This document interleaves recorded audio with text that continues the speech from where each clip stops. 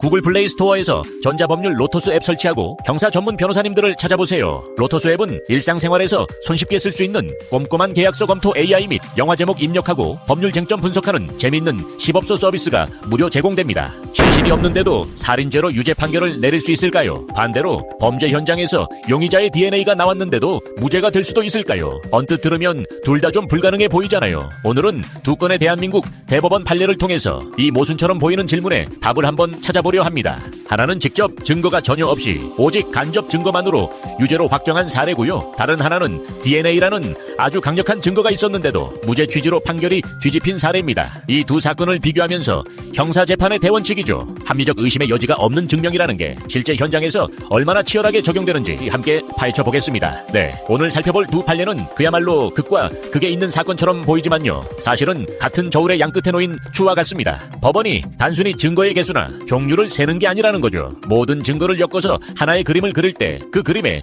빈틈이나 모순이 없는지, 이걸 얼마나 집요하게 따지는지 확인할 수 있는 아주 흥미로운 여정이 될 겁니다. 좋습니다. 그럼 첫 번째 이야기부터 바로 시작해보죠. 시신이 발견되지 않았는데도 대법원에서 살인죄 유죄가 확정된 99-도삼273 판결입니다. 사실 시신 없는 살인이라는 말 자체가 좀 형용모순처럼 들리거든요. 사람이 죽었다는 가장 확실한 증거가 없는데 어떻게 살인을 확신할 수 있었던 거죠? 바로 그 지점이 이 사건의 핵심입니다. 직접 증거인 시신이 없다는 그 약점을 압도할 만큼 다른 간접 증거들이 너무나도 강력하고 또 일관된 방향을 가리켰기 때문입니다. 법원은 각각의 증거 조각들이 마치 톱니바퀴처럼요, 서로 딱 맞물리면서 피고인이 범인이다라는 결론 외에 다른 어떤 합리적인 상상도 불가능하게 만든다고 판단했습니다. 그럼 그 톱니바퀴들이 구체적으로 무엇이었는지 궁금합니다. 가장 먼저 범행 동기가 있었나요? 네, 아주 명확한 동기가 있었습니다. 피고인은 과거에 자신을 상해죄로 고소했던 동거녀에게 깊은 앙심을 품고 있었어요. 교도소에서 출소한 지 불과 며칠 만에 뭐랄까 안갚음을 하려는 것처럼 동거녀에게 연락을 했고요. 사건 당일 그 동거녀와 함께 나온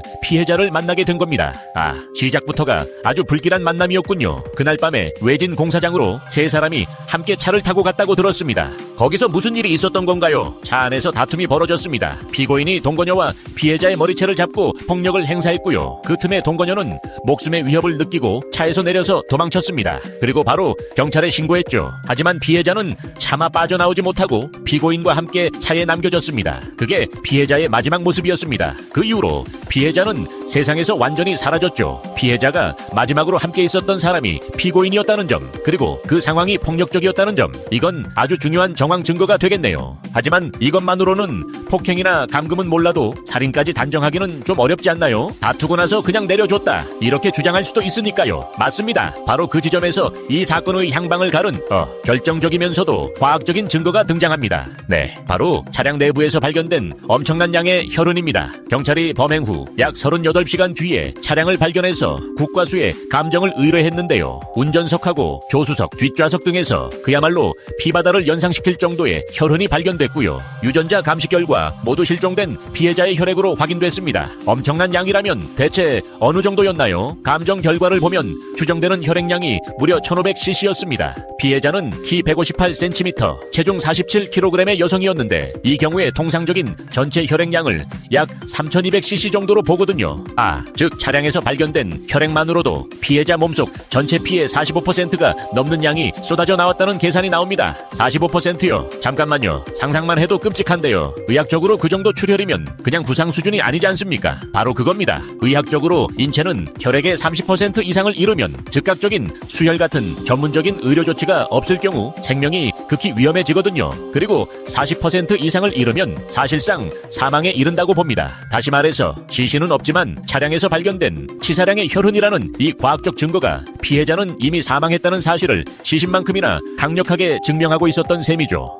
이제야 그림이 딱 맞춰지네요. 시신이라는 직접 증거는 없었지만 그에 준하는 과학적 사망 증명이 있었던 거군요. 혈흔이 시신의 역할을 대신한 셈이네요. 여기에 피고인의 범행 후 행동이 그 그림의 마지막 활용 점정을 찍습니다. 피고인은 사건 이후에 피가 흥건하게 묻은 차량 내부의 방석이랑 깔판 같은 걸 전부 버렸고요. 이복형을 만나서는 피 묻은 자신의 옷을 전부 갈아입고 그 옷들도 버렸다고 진술했습니다. 누가 봐도 명백한 증거인멸 시도였죠. 자, 그럼 정리해보면 복수심이라는 동기, 피해자와 마지막까지 함께 있었던 기회와 정황, 그리고 사망을 증명하는 치사량의 혈흔, 마지막으로 범행을 감추려는 증거인멸, 이 모든 증거들이 단 하나의 이야기, 즉 피고인이 차 안에서 피해자에게 치명상을 입혀 살해하고 시신을 유기했다는 이야기만을 가리키고 있군요. 다른 해석이 끼어들 틈이 전혀 없어 보입니다. 맞습니다. 그래서 대법원이 이렇게 판시했습니다. 간접 증거가 개별적으로는 완전한 증명력을 갖지 못하더라도 전체 증거를 종합적으로 고찰할 때 단독으로는 가지지 못하는 종합적 증명력이 있다면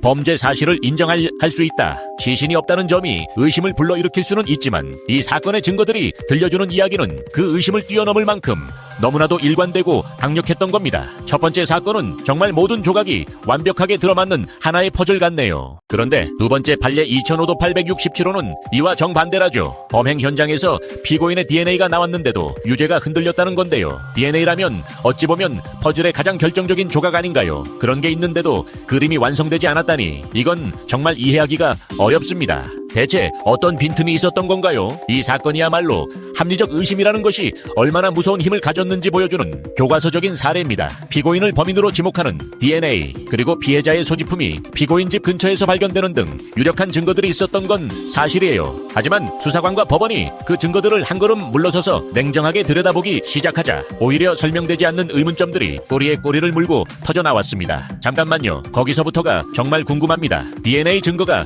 나왔다는 건 과학적으로 그 사람이 현장에 있었다는 뜻 아닌가요? 다른 정황 증거가 아무리 이상해도 이 과학적 사실 자체를 뒤집을 수 있나요? 아마 많은 분들이 이 부분을 가장 이해하기 어려워하실 것 같은데요. 아주 중요한 질문입니다. 법원이 DNA의 증명력을 부정한 게 아닙니다. 피고인의 DNA가 거기 있었다는 사실은 인정했습니다. 하지만 DNA가 거기 있었다는 사실이 곧 피고인이 범인이라는 사실과 동의어는 아니라고 본 것이죠. 왜냐하면 다른 증거들이 피고인이 범인이라면 도저히 이럴 수가 없다는 강력한 의심들을 계속해서 만들어냈기 때문입니다. 피고인이 범인이라면 이럴 수 없다. 구체적으로 어떤 의심들이었죠? 첫째, 도저히 설명할 수 없는 범행 동기였습니다. 피고인과 피해자는 사건 발생 얼마 전에 알게 돼서 친구처럼 가깝게 지내던 사이였어요. 어떤 원한 관계도 금전 문제도 발견되지 않았죠. 그런데 범행 수법을 보면 청산염으로 살해한 뒤에 이미 사망한 시신을 칼로 무려 26차례나 찌르는 등 지극히 잔인하고 엽기적이었습니다. 그런 끔찍한 범행이라면 아주 강한 원한이나 특수한 정신상태 같은 게 있어야 설명이 가능할 텐데요. 바로 그 점입니다. 법원은 분명 동기가 있는데 숨기고 있겠지라고 쉽게 단정하지 않았습니다. 오히려 이런 엽기적인 범행에 걸맞은 동기가 전혀 발견되지 않는다는 사실 자체가 피고인이 범인이 아닐 수도 있다는 의심을 강화하는 요소라고 판단한 겁니다. 동기의 부재가 오히려 증거가 된 셈이죠. 두 번째는 거의 불가능에 가까운 범행 시간이었습니다. 피해자의 사망 추정 시각을 기준으로 피고인의 행적을 CCTV 같은 걸로 역추적해 갔습니다. 그랬더니 피해자가 집에 도착한 시각과 피고인이 바로 앞집에서 지인과 술을 마시기 시작한 시각 사이의 간격이 최대 17분에 불과했습니다. 17분이요? 그건 말이 안 되는데요. 정산염을 마시게 하는 것만 해도 시간이 걸릴 텐데 26번을 찌르고 현장을 정리하고 유유히 빠져나와서 바로 앞집에서 태연하게 술을 마신다고요? 물리적으로 가능한가요? 혹시 시간 추정에 오류가 있었던 건 아닐까요? 수사기관도 그 점을 파고들었지만 여러 증거를 교차 검증해도 그 시간의 간격은 좁혀지지 않았습니다. 대법원은 결국 혼자서 17분이라는 짧은 시간 안에 그 모든 끔찍한 과정을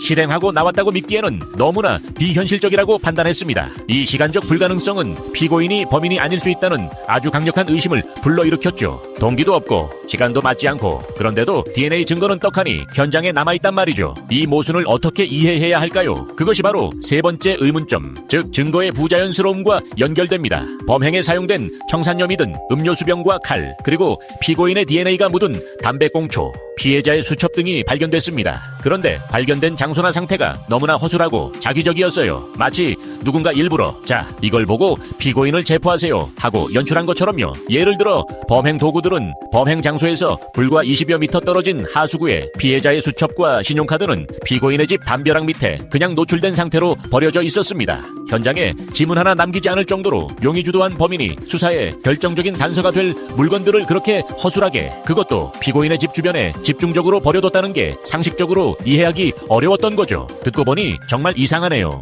마치 누군가 제3자가 범행을 저지르고 피고인에게 죄를 뒤집어 씌우기 위해 일부러 증거들을 가져다 놓은 것처럼 들립니다. 정확합니다. 대법원은 바로 그 조작의 가능성을 배제할 수 없다고 봤습니다. 이런 합리적인 의심이 드는 순간 현장에서 피고인의 DNA가 나왔다는 사실은 피고인이 범인이라는 증거가 아니라 누군가 피고인을 범인으로 만들려 했다는 증거로도 해석될 여지가 생기는 겁니다. 여기에 더해서 피해자는 사채업을 하면서 사생활이 복잡했지만 경찰이 다른 용의자는 거의 조사하지 않고 피고인에게만 집중했던 이른바 터널 비전 수사의 문제점도 지적되었고요.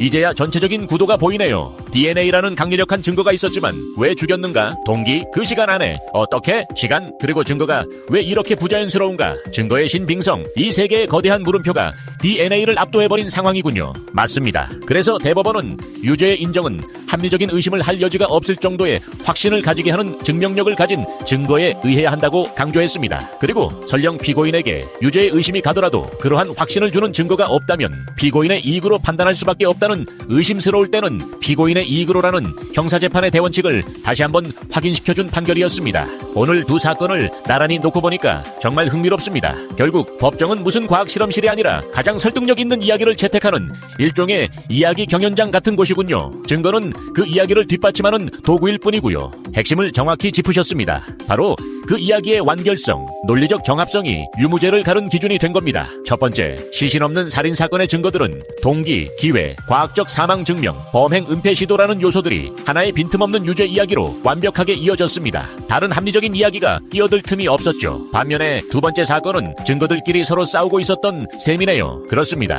두 번째 사건에서는 증거들이 서로 다른 이야기를 하고 있었습니다. DNA 증거는 피고인이 범인이다라는 이야기를 가리켰지만 설명되지 않는 동기, 불가능한 시간, 부자연스러운 증거 상태는 피고인이 범인이 아닐 수 있다, 혹은 누군가에게 누명을 썼을 수도 있다는 또 다른 합리적인 이야기를 만들어냈습니다. 유죄의 이야기가 유일한 설명이 되지 못한 순간 법원은 유죄를 선고할 수 없었던 겁니다. 그렇군요. 합리적 의심의 여지가 없다는 말은 결국 검찰이 제시하는 유죄의 이야기가 사건의 모든 사실을 모순 없이 설명할 수 있는 유일하고도 가장 합리적인 이야기여야만 한다, 이런 의미로 받아들여야겠네요. 바로 그겁니다. 만약 피고인이 범인이 아닐 가능성을 합리적으로 설명하는 또 다른 이야기가 존재한다면 두 이야기 중 어느 쪽이 진실인지 100% 확신할 수 없게 되죠. 그럴 때 우리 사법 시스템은 유죄일지도 모르지만 무죄일 수도 있다면 무죄라는 원칙을 택합니다. 단 한 명의 무고한 사람이라도 처벌받는 것을 막기 위해 마련한 매우 중요한 안전장치입니다. 오늘은 두 개의 대법원 판례를 통해 증거의 세계를 깊이 있게 들여다봤습니다. 단순히 증거가 많다, 강력하다가 중요한 게 아니라 그 증거들이 모여서 얼마나 논리적으로 완결된 이야기를 만들어내는지가 유무죄를 가르는 핵심이라는 점을 명확히 알 수 있는 시간이었습니다. 네, 법의 원칙은 법전에 잠들어 있는 문자가 아니라 이처럼 실제 사건 속에서